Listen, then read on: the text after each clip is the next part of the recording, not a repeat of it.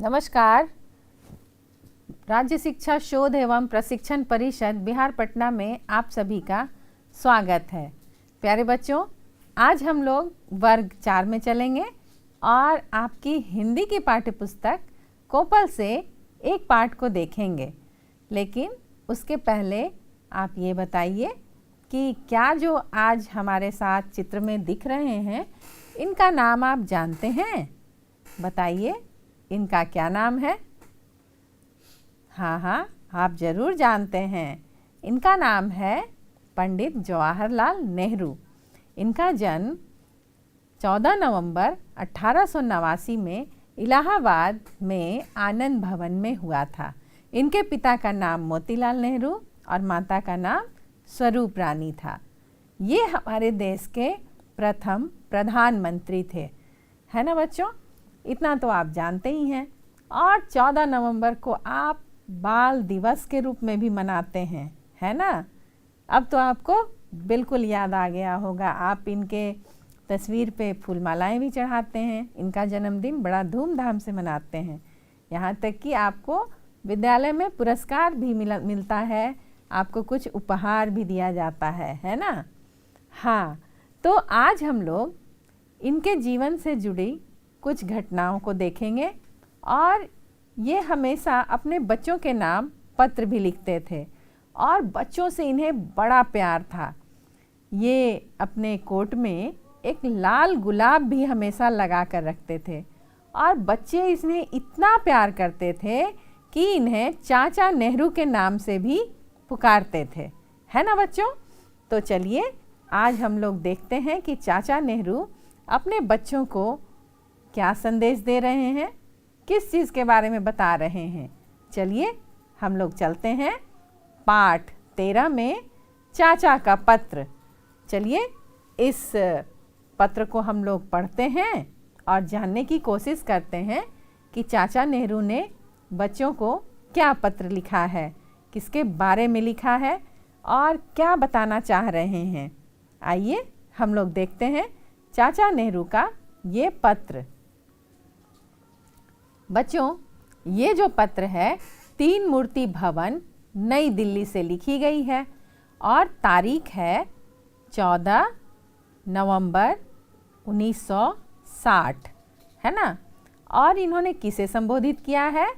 बच्चों को, यानी बच्चों के नाम चाचा जी का ये पत्र है।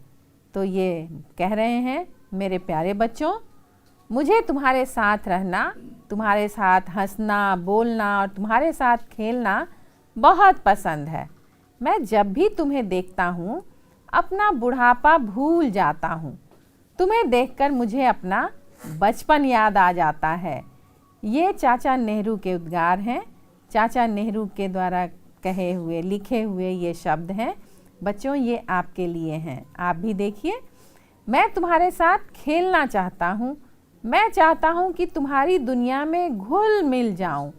मैं तुम्हें बर्फ़ से ढकी हुई ऊंची सुंदर चोटियों के बारे में बताऊँगा।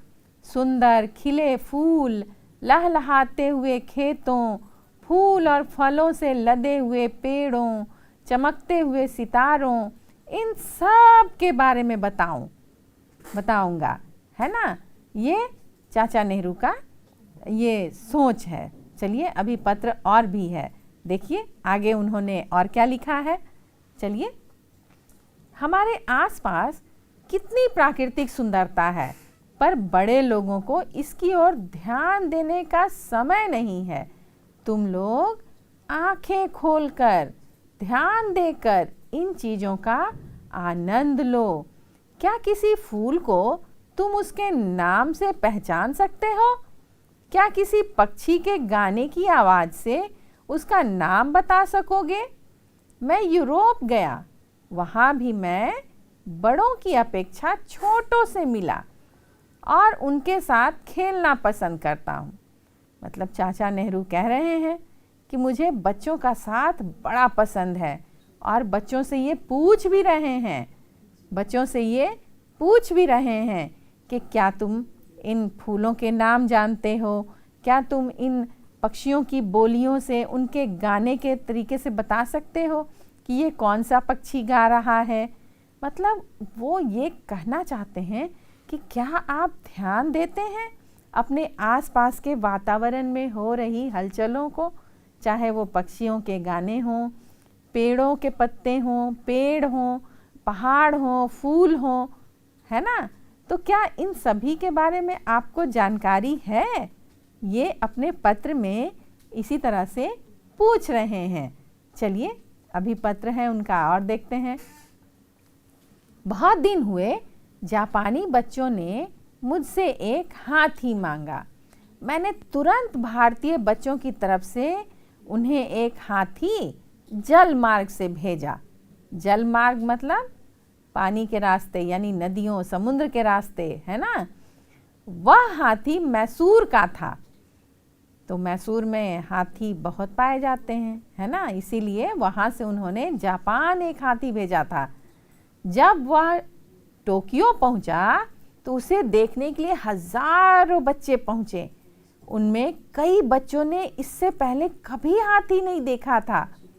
वह प्राणी उनकी नज़र में भारत का प्रतीक था। मतलब ये भारत से गया हाथी। कितनी मज़ेदार बात है ना। हाँ, इसके द्वारा भारतीय और जापानी बच्चों में मित्रता का भाव पनपा। वे भारत के बारे में विचार करने लगे। हमें भी अन्य देशों के बारे में सोचना चाहिए। दुनिया के सारे बच्चे एक जैसे हैं, एक समान हैं। हमें उनके साथ खेलना चाहिए, उनसे दोस्ती करनी चाहिए। बच्चों, चाचा नेहरू का कहना है कि दुनिया में चाहे कहीं भी कोई भी बच्चा हो, सभी बच्चे एक जैसे होते हैं। इनमें कहीं कोई भेदभाव नहीं है, चाहे वो जापान के बच्चे हों, भारत के बच्चे हों या किसी भी देश के बच्चे हों। बच्चे तो बच्चे होते हैं। और चाचा नेहरू को बच्चों के साथ खेलना, बच्चों से बातें करना, उनकी जिज्ञासाओं को सुनना, उनकी जिज्ञासाओं के जवाब देना बहुत पसंद था। और इसीलिए सभी बच्चे उन्हें बहुत प्यार करते थे, उन्हें चाचा नेहरू कहकर भी पुकारते थे। और इसीलिए उनके जन्म दिवस को बाल दिवस के रूप में आज भी मनाया जाता है। तो बच्चों देखिए अभी पत्र में और आगे क्या है। अपने देश में एक महान नेता हुए हैं, उनका नाम महात्मा गांधी है। हम सब प्यार से उन्हें बापूजी कहते हैं। वे बड़े विद्वान थे पर एकदम सीधे साधे। कई बातों में उनका व्यवहार बिल्कुल बच्चों जैसा ही था। उन्हें बच्चे बहुत प्यारे लगते थे। वे कहते थे सबके साथ दोस्ती करो, किसी से भी झगड़ो नहीं और सहयोग से काम करो, कभी किसी से डरो नहीं। देखिए गांधी जी ने क्या क्या कहा है कि सबके साथ दोस्ती करो, किसी से भी झगड़ा ना करो और सहयोग से काम लो, है ना। और डरना तो बिल्कुल भी नहीं है। हम देश के लिए बहुत कुछ कर सकते हैं। यानी सबसे पहले प्यार, फिर दोस्ती, फिर सहयोग और निडर होना, ये बापूजी कहते थे। चलिए आगे देखिए। हर एक नागरिक यदि थोड़ा सा भी काम करे तो भारत उन्नति के शिखर पर जरूर पहुंचेगा। अच्छा, और कभी फिर लिखूंगा। जय हिंद, तुम्हारा जवाहरलाल नेहरू। बच्चों, ये जवाहरलाल नेहरू जो देश के प्रथम प्रधानमंत्री थे, उन्होंने बच्चों के नाम एक पत्र लिखा था। ये चाचा नेहरू का पत्र है। इस पत्र में उन्होंने अपने संस्मरण को भी लिखा कि जब वो जापान गए तो जापान के बच्चों ने उनसे क्या मांगा। और उन्होंने ये भी लिखा कि हमारे देश में एक बहुत महान नेता थे, राष्ट्रपिता महात्मा गांधी, जिन्हें प्यार से सब लोग बापू कहते हैं। और बापू ने कितनी महत्वपूर्ण बात बताई। बापू क्या कहते थे? प्रेम, दोस्ती, सहयोग और निडरता, इसका संदेश वो देते थे। और वो चाहते थे कि बच्चे भी इसी तरह सबसे मिलजुल कर प्रेम से रहें और सबसे दोस्ती करें और किसी भी कार्य को पूरे सहयोग, एक दूसरे के सहयोग से करें, अच्छा कार्य करें और हमेशा निडर होकर रहें, बिल्कुल भी ना डरें। तो ये सारी बातें बच्चों ने इस पत्र के माध्यम से जाना और जवाहरलाल नेहरू ने बच्चों को पत्र लिखा था। यह पत्र जवाहरलाल नेहरू ने अपने जन्म दिवस पर देश के बच्चों के नाम लिखा था। बच्चों, ये सिर्फ किसी एक के लिए नहीं था, ये देश के सभी बच्चों के लिए था। उन्होंने पूरे देश के बच्चों को संबोधित किया था इस पत्र के माध्यम से। चलिए आगे हम देखते हैं। बच्चों, इस पाठ में कुछ कठिन शब्द भी थे। चलिए उनके हम शब्दार्थ जानने की कोशिश करते हैं कि उन शब्दों के क्या क्या अर्थ थे। जैसे प्राकृतिक, प्रकृति से जुड़ी हुई। प्राणी का अर्थ है जीव। पनपना का अर्थ है उत्पन्न होना। सहयोग का अर्थ है मदद, है ना, एक दूसरे की मदद। और शिखर, शिखर का अर्थ है पहाड़ की सबसे ऊपर की जगह, यानी पहाड़ की चोटी। उन्नति का अर्थ है प्रगति, तरक्की। बच्चों, इन शब्दार्थों को आप ज़रूर याद कीजिए और उनके अर्थ ज़रूर जानिए, क्योंकि कई जगह कई पाठ में ये सारे शब्द आते हैं, इसलिए आप इसे ज़रूर याद कर लीजिए और जानकारी रखिए। अब हम लोग चलते हैं अभ्यास कार्य की तरफ, क्योंकि आपके पाठ्य पुस्तक में कुछ अभ्यास कार्य हैं। चलिए हम लोग उसको भी करते हैं। बच्चों, यह पत्र किसने और किसे लिखा है? ये बहुत ही महत्वपूर्ण प्रश्न है। अब आप बताइए कि ये पत्र किसने लिखा और किसको लिखा। तो याद कीजिए बच्चों, यह पत्र पंडित जवाहरलाल नेहरू ने बच्चों के नाम लिखा है, पूरे देश के बच्चों के नाम, है ना। और ये 14 नवंबर यानी कि जब उनका जन्मदिन था, उसी दिन इन्होंने 14 नवंबर 1960 में ये पत्र उन्होंने बच्चों के नाम लिखा है। चलिए देखिए, फिर से वो प्रश्न आ गया, यह पत्र कब लिखा गया? अभी हमने बताया है आपको, याद आया?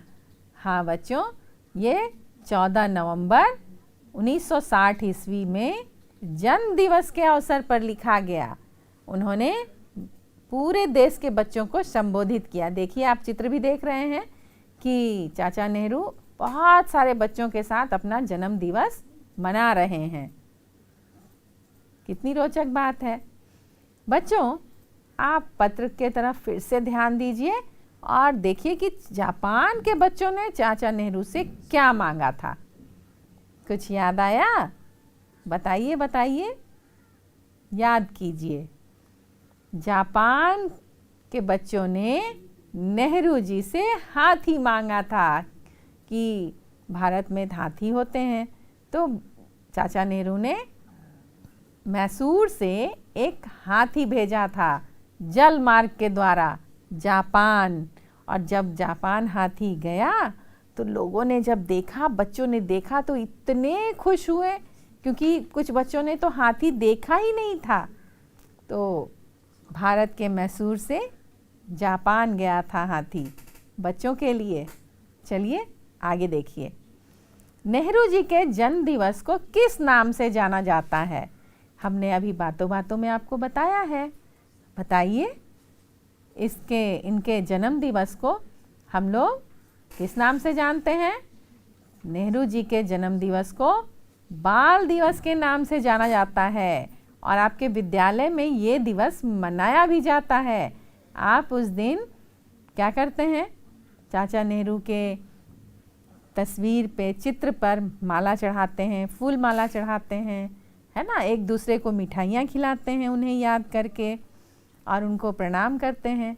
चलिए आगे देखते हैं। बच्चों, अब आप ये बताइए कि पत्र में चाचा नेहरू बच्चों को कौन कौन सी बातें बताना चाहते हैं? बताइए, कुछ याद आया? चाचा नेहरू बच्चों को बताना चाहते हैं कि हमें प्रकृति की ओर ध्यान देना चाहिए। प्रकृति से जुड़ने पर ही प्राकृतिक आनंद को पा सकते हैं। हम बच्चों को एक दूसरे से सुंदर संबंध रखना चाहिए, किसी से झगड़ा नहीं करें और सदैव अपने कर्तव्य पथ पर चलते रहने से ही देश की उन्नति होगी। बच्चों, बहुत बड़ा संदेश है ना। और चाचा नेहरू अपने सभी बच्चों को कहना चाहते हैं कि आप हमेशा अपना कार्य ईमानदारी पूर्वक करते रहिए और देश की प्रगति में अपना योगदान दीजिए। साथ ही सभी बच्चे एक दूसरे से प्रेम भाव और दोस्ती के साथ रहें, कभी किसी से लड़ाई झगड़ा ना करें, है ना। और एक और महत्वपूर्ण बात उन्होंने कही कि हमें अपने अगल बगल आस पास अपने गांव घर के पास जो प्राकृतिक चीज़ें हैं, पेड़ पौधे पशु पक्षी, इन सभी के बारे में सोचना चाहिए, उनको संरक्षित भी करना चाहिए। इसके बारे में भी उन्होंने अपने इस पत्र में जिक्र किया है। चलिए आगे देखते हैं। नेहरू जी के अनुसार भारत की तरक्की कैसे हो सकती है? बताइए बच्चों, कैसे तरक्की होगी? देखिए, अब नेहरू जी के अनुसार भारत देश का हर एक नागरिक कुछ कुछ काम करता रहे, तभी देश की उन्नति हो सकती है और देश उन्नति के शिखर पर पहुंच सकता है। यानी कि सभी लोग अपना काम ईमानदारी और निष्ठापूर्वक करते रहें तो हमारा देश जरूर आगे बढ़ेगा। हमारे देश के प्रथम प्रधानमंत्री जवाहरलाल नेहरू जी के बारे में आज आपने बहुत ही विस्तार से जाना। उन्होंने अपने जन्म दिवस के अवसर पर बच्चों के नाम, देश के बच्चों के नाम ये जो पत्र लिखा है, इसमें प्रकृति के संरक्षण, देश विदेश से दोस्ती और आपस में प्रेम, भाईचारा, मेल जोल की भावना, साथ ही सभी लोगों को अपना अपना कार्य निरंतर करते रहने का संदेश उन्होंने दिया है। उन्होंने ये भी चाहा है कि हमारे देश के बच्चे सभी मिलजुल कर रहें। और आपने ये भी देखा कि वो अपना जन्मदिन हमेशा बच्चों के साथ ही मनाते थे। साथ ही जहाँ भी वो जाते थे, देश हो विदेश हो, कहीं भी वो जाते थे, वहाँ के बच्चे उन्हें बहुत प्यार करते थे। वो बच्चों से ज़रूर मिलते थे और बच्चों के अनुभव, बच्चों की बातों को सुनते थे, बच्चों के विचारों को जानने की कोशिश करते थे। साथ ही वो हमेशा चाहते थे कि मैं बच्चों के साथ रहूं। जब वो बच्चों के साथ होते थे तो अपने बुढ़ापे को भूल जाते थे, ऐसा उन्होंने लिखा है। और वो हमेशा अपने आप को उन बच्चों के साथ ऊर्जावान महसूस करते थे।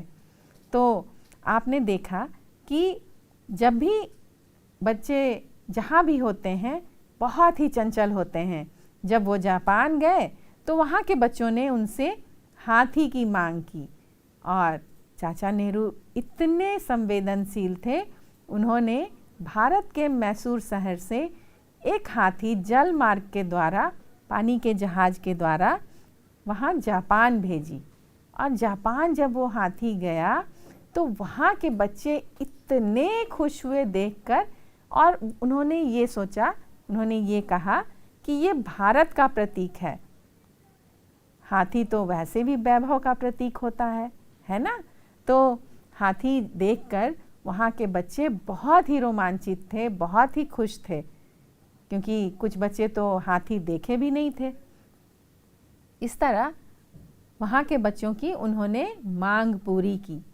कहीं के भी बच्चों का जो भी इच्छा होती थी, अगर चाचा नेहरू जान जाते थे तो उसे पूरी करने की वो पूरी कोशिश करते थे। साथ ही बच्चों, जब चाचा नेहरू को आप देखते हैं तो आपने देखा होगा कि वो एक सफ़ेद कोट पर लाल गुलाब, ये उनकी पहचान थी। वो हमेशा बच्चों को बहुत प्यार करते थे और बच्चे उनके आसपास जब होते थे वो अपने आप को ऊर्जावान महसूस करते थे। तो ये जो पत्र है ये आपके पाठ में है और आपने आज इस पाठ को पढ़ा, साथ ही कुछ अभ्यास कार्य भी किए, कठिन शब्दों को भी किया और कुछ प्रश्नों के उत्तर भी दिए। बच्चों, इस तरह से आप चाचा नेहरू की जीवनी पढ़िए, उनके बारे में और जानकारी इकट्ठा कीजिए और उनके बारे में जानने की कोशिश कीजिए। साथ ही आप जो जानते हैं अपने सहपाठियों को भी बताइए और उनके बारे में और भी ज़्यादा जानकारी इकट्ठी करने की कोशिश कीजिए, क्योंकि जब वो स्वतंत्रता आंदोलन के दौरान जेल गए थे, वहाँ से उन्होंने अपनी पुत्री यानी श्रीमती इंदिरा गांधी को भी उन्होंने बहुत सारे पत्र लिखे। वो भी एक पुस्तक के रूप में संकलित है, पिता का पत्र पुत्री के नाम। तो उसे भी आप पढ़ने की कोशिश कीजिए। बच्चों, इस तरह से आज आपने ये जो ज्ञान की बातें सीखी अपने सहपाठियों को भी बताइए और इसे याद रखने की कोशिश कीजिए। तो ऐसे ही बहुत सारी जानकारियाँ इकट्ठी करते रहिए, महापुरुषों के बारे में और जानकारियाँ इकट्ठा कीजिए, उनके चित्रों को लगाइए अपने कॉपी में, उनके बारे में लिखिए 10-10 लाइन और नई नई सूचनाओं को एकत्र करते रहिए। बच्चों, आज के लिए इतना ही। हम लोग फिर मिलेंगे एक नए विषय के साथ, बहुत सारी जानकारी के साथ। तब तक के लिए नमस्कार।